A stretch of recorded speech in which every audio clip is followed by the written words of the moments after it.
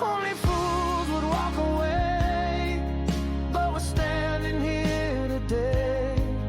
Through the storms and history, only fools in SAFC.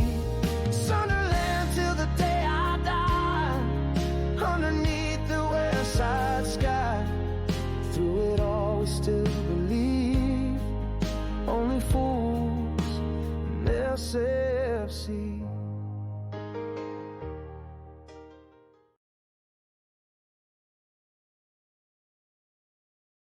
Hello all, how are we getting on? Hope you're alright. So as you can see, I'm not in the usual location. I am working away again. I am in a Premier Inn in Bolton at the minute, so apologies if the quality of the video isn't the what it usually is. But I was going to do a video just on kind of looking ahead to the new season, the transfers, what we need and who we could possibly sell and what have you. But there has been some developments around Jobe and Enzo Le Fée today. So as you know, ever since the playoff final, Jobe has been linked with a move to Germany. And it's come out today, or late last night, that an agreement's been made between him and Borussia Dortmund to a verbal agreement to join Borussia Dortmund. Now, we're just waiting for the fee to be arranged between us and them apparently. But Jobe has a €40 million Euro release clause in his contract, which works out about 33.7 million quid. Apparently there is some kind of gentleman's agreement in place where if a massive club comes in for Jobe, then that fee can be negotiated to 25 million. But in my eyes, what's the point of having a release clause if you're never going to action it? Because he was only ever going to go into a bigger club than us. That's a little bit of a sticking point in my throat, which I just find a little bit baffling. If Dortmund want him, then they pay the release clause. Simple as. I don't know that Birmingham have got a 15% sell-on clause from when we bought them from Birmingham 2 years ago. So they're going to get, roughly £3.75 million quid out of that. So we're going to be left with around £21.25 million out of that 25 million, I think. Now, is that good business? I think it is.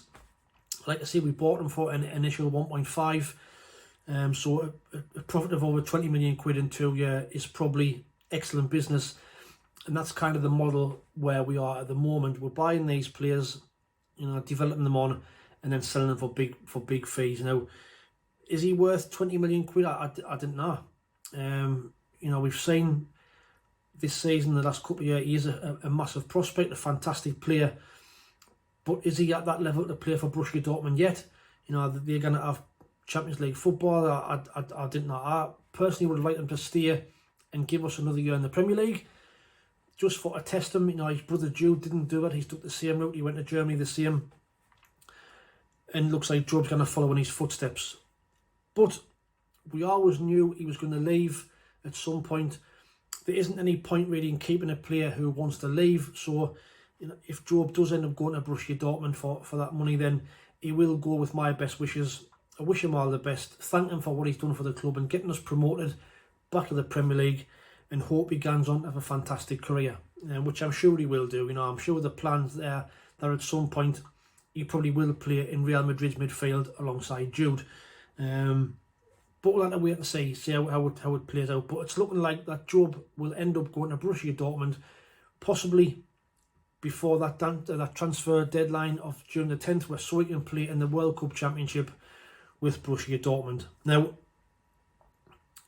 for us, that 20 odd million quid will now go straight away to pay for Enzo Le Fée, who has been announced today that he signed for us on an undisclosed fee for a 4.5 year contract, a 4 year contract. So that kind of evens itself out. Now, you can argue that, are we getting a better player in Enzo Le Fée? So Jobe's gone out, Enzo Le Fée has come in. Obviously, it's not like for like, because the two different type of players. Replacements for Jobe, then we know what we need. We need a defensive midfield player who can tackle, can get about the pitch, maybe even box to box. But the signing of Enzo Le Fée is a cracking signing. We'll have to wait and see how he gets on in the Premier League, and if we can build a team around Enzo Le Fée, get some quality players around him, then he might turn out to be an absolute steal for 20 million quid. In regards to the squad then, so, we have got a lot of dead wood in the squad, I think, at the minute. You know, players that have been out on loan that we'll probably need to get rid of or loan out again. And players who I think will not be good enough for the Premier League. You know, Leo Hjelde, I think, is one of those, even though he's young, he's probably never going to make it in the Premier League, so he'd be one I would probably sell. Chris Mepham, we're on loan, I would try and buy him if we can. I think his experience and knowledge of the Premier League will be invaluable to try and get him back. I've heard Sheffield United that have been linked with him, so I think he would want to come back to us if given a chance. I mean, Bournemouth, he's out of contract at the end of this season, but Bournemouth have the option to extend that to another year, so they can probably command a fee, which I can see them probably doing. But Chris Mepham would be a one I would definitely try and get back on a permanent. Jensen Seattle and Natario Triantis, them two, you know, Jensen Seattle come back from a bad injury. Are they going to be good enough for the Championship, for the Premier League? I'm not too sure, so I would probably either look at loaning them two out or selling them both on. Same with Joe Anderson, another one who's probably never going to make it, you know, at this level, so I'd probably sell him on as well. We've got Timothy Pembelia coming back from loan. We know that's never really worked out for him, so he'd be another one I'd get rid of. Adil Sheesh being at Portsmouth, another one where it's not worked out. He'd be one I would probably sell on. Alan Brown is a one where, you know, would you keep him? He hasn't really done it since he came from Preston. Not really cemented a place in the team. He's been injured quite a bit. So him, another one I'd probably look to move on. Salis, we know end of his loan is going to be going back to his parent club. Didn't work out for him. Milan Alexic, he's be one that will probably loan out. You know, we've signed him for £3.5 million.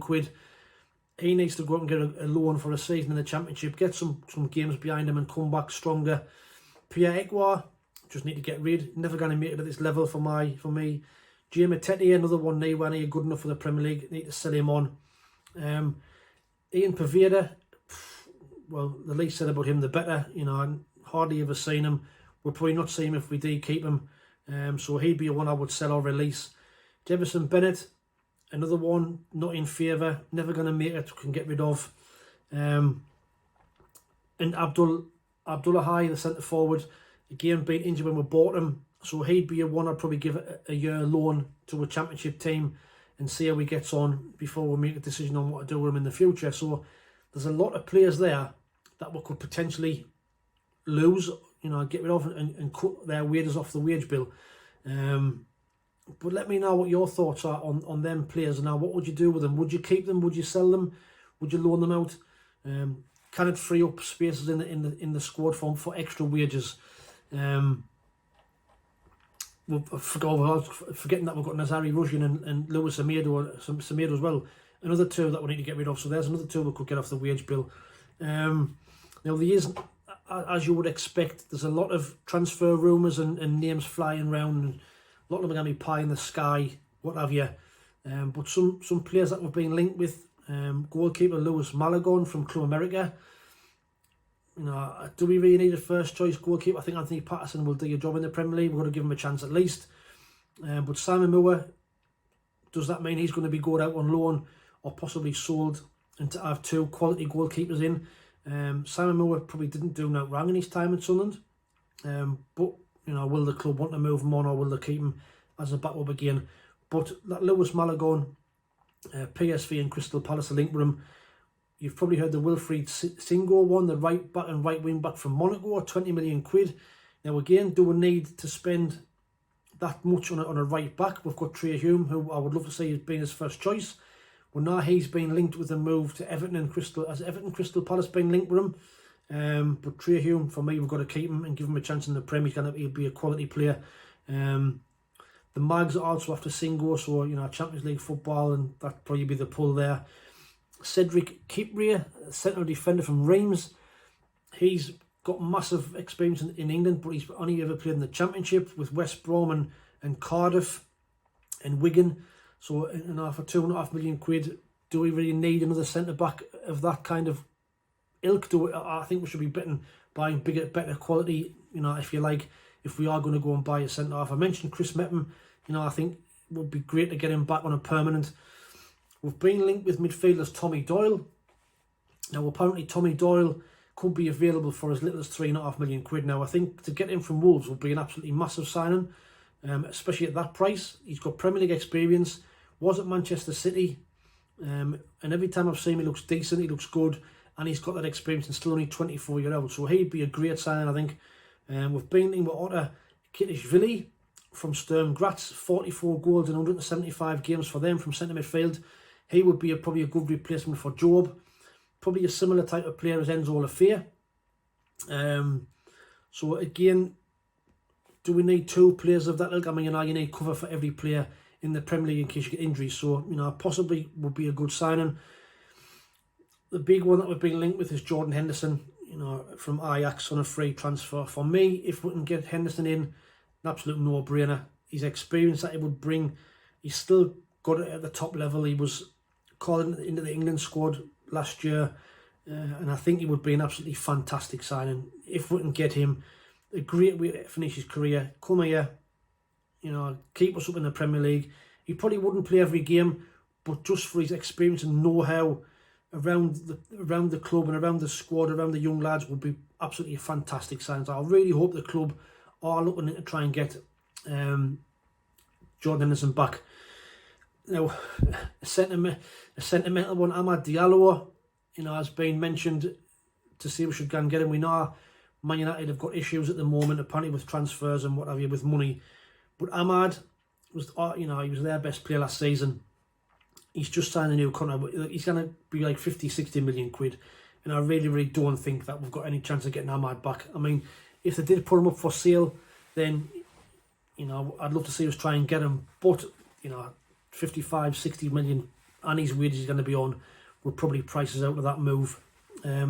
We've also been linked again with Jayden Dance for a second loan spell. So the club obviously fancied him in the Championship.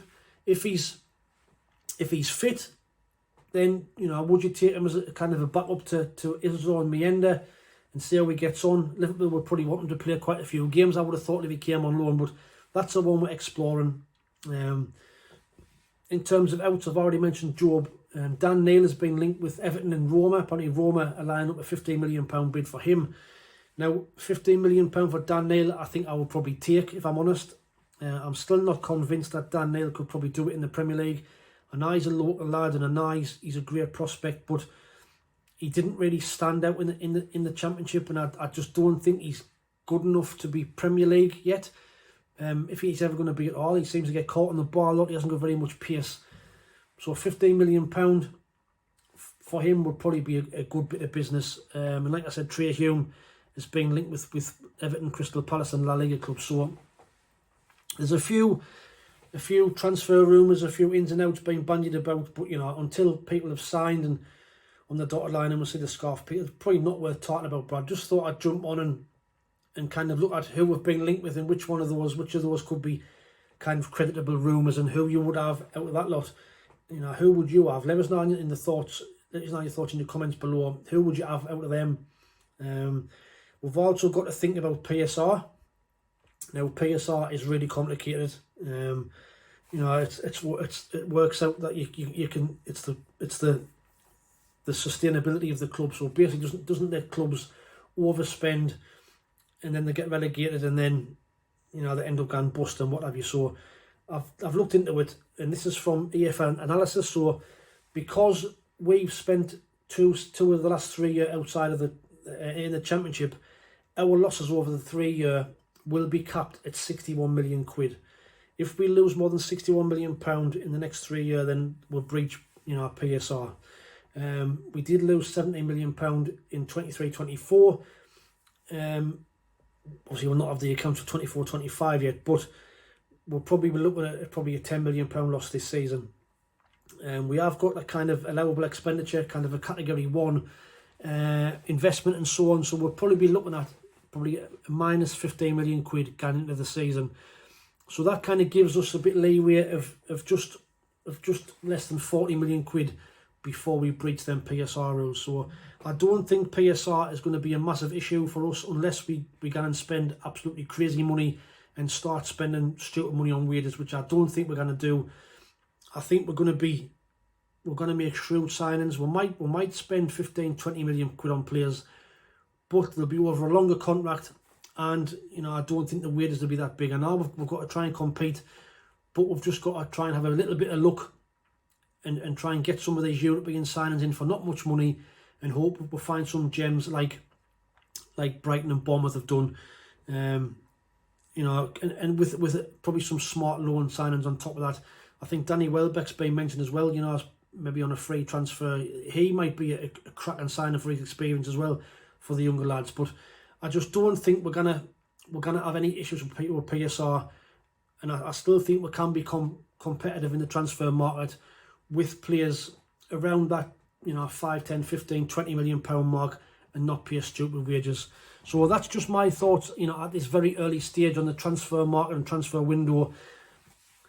I'd like to see us try and get some players in before this little mini one ends on the 10th of June as a statement, and get some players in early. I don't think it'll happen.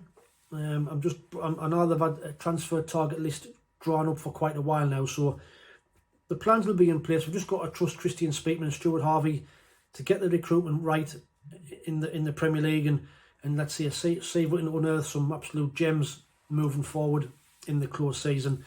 But let me know what your thoughts are in the comments below of how you think we should approach this transfer window. What we should be looking at? Where would you strengthen? Like I say, I think we need a spine of the side. We need a good goalkeeper. We've got that in Patterson.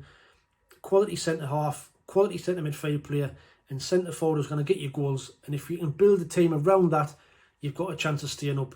I'm optimistic for the season, I really am, but we'll do some more videos closer to the time. It's very early. That last season's just gone. Still celebrating, still on cloud 9. But let us know what you think. Just an update on the song as well. You know, Under the Wearside Sky, what an absolutely fantastic response. We're currently sat at 92 quid at the minute on purchases, which is absolutely brilliant for 2 or 3 days. You know, if we can get to 200 or 300 quid, I'll be over the moon, which will give, you know, 150 odd quid to British Heart Foundation in memory of Jack. Please keep on sharing it around your social medias, on X, on TikTok, on Facebook and on YouTube. Please keep on sharing it. The response has been fantastic. People are loving it. Even seeing it should be sang at the Stadium Light. I mean, if I can get to the Stadium Light on the first game of the season and hear that song sung in the stands, I'll break down and cry. I really will. But we'll have to wait and see. I don't think it will. But, you know, people talking around them sort of lines just makes everything worthwhile, and makes the channel and doing them type of things 100% worth it when I hear those sort of comments. So keep them coming. Like I say, keep sharing, subscribing, and subscribe to the channel. We've hit that 4,000 subscriber mark. I'm currently on 4,066, which again has just gone manic in the last week or so, all down to the song and what people have said. So now we're on the road to 5,000. Unbelievable, unreal, but just a massive thank you. A massive thank you to everybody out there who's liked, shared, subscribed, and watches the channel. Greatly appreciated. Keep them coming.